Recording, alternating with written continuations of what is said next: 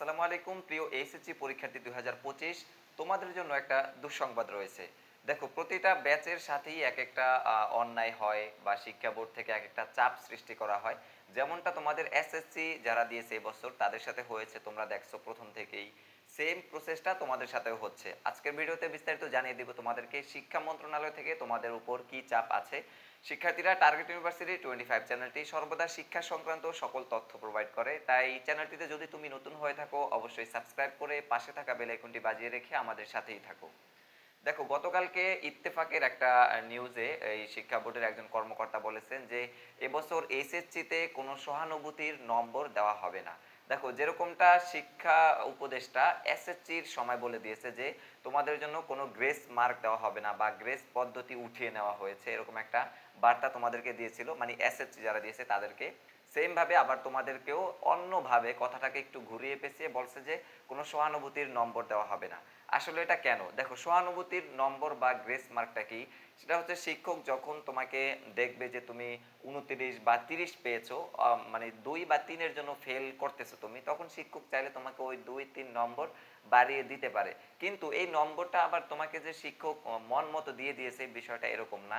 শিক্ষক ধরো একবার খাতাটা চেক করে করে গেছে, এই জায়গায় তুমি নম্বর মানে খাতা শেষ, তুমি নম্বর পেয়েছো 29, তখন শিক্ষক আরেকবার খাতাটাকে দেখবেন।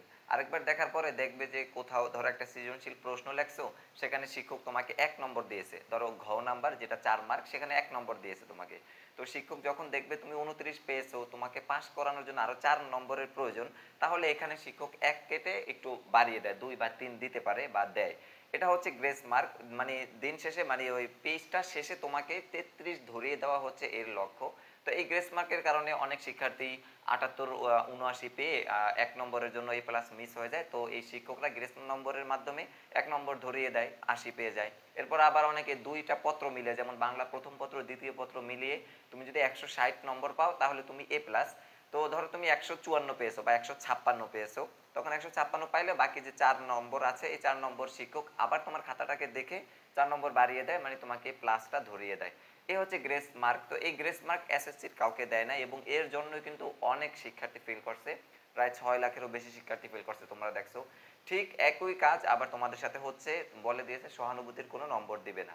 এটা কেন করতেছে শিক্ষা বোর্ড আমি বুঝতেছি না। শিক্ষক একটু মানবিক মানবিক পরিচয় হলে বা শিক্ষার্থী বান্ধব শিক্ষক হলে এই গ্রেস মার্কটা অবশ্যই তোমরা পাবা আশা করছি।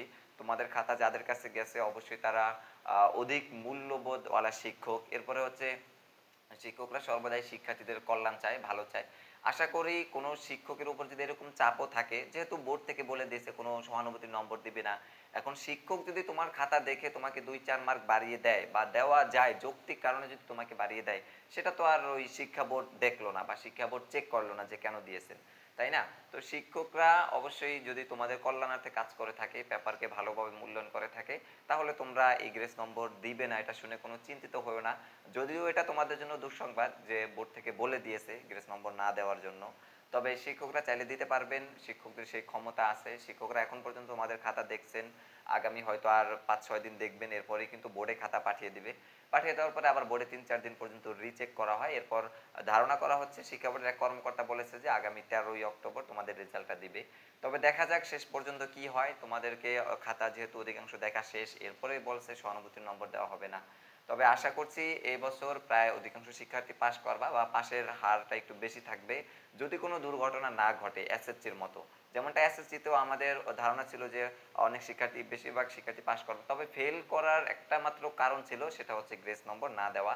অবশ্যই সেই গ্রেস নম্বর দেয় না এবং কিন্তু ফেলও আসছে। যদি তোমাদের বিষয়ে সেম এরকমই হয় তাহলে কিন্তু ফেলের সংখ্যাটা একটু বাড়তে থাকবে। আর যদি এরকম কোনো দুর্ঘটনা তোমাদের সাথে না ঘটে, অবশ্যই দোয়া করি যেন এরকম কিছু না হোক, সেক্ষেত্রে তোমরা অধিকাংশ শিক্ষার্থী পাশ করে যাবা। তোমরা প্রায় লক্ষ লক্ষ স্টুডেন্ট এখানে পরীক্ষা দাও স্বপ্ন নিয়ে।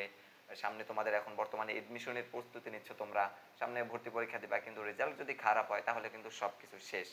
তো সেক্ষেত্রে বলবো তোমাদের জন্য অনেক অনেক শুভকামনা। যারা যারা এডমিশন প্রস্তুতি নিচ্ছ তোমরা আমাদের সাথেই থাকো। টার্গেট ইউনিভার্সিটি 25 নামে একটা ফেসবুক পেজ রয়েছে, সেখানে আমরা নিয়মিত ফ্রি এক্সামগুলো নিয়ে থাকি, এরপরে সামনে থেকে আরও নিব। তোমরা চাইলে সেখানে যুক্ত হয়ে নিজের প্রস্তুতি, নিজের কনফিডেন্সকে আরও বাড়িয়ে নিতে পারো। সে পর্যন্ত ভালো থাকো, সুস্থ থাকো। আজকের ভিডিওটা এই পর্যন্তই। আল্লাহ হাফেজ।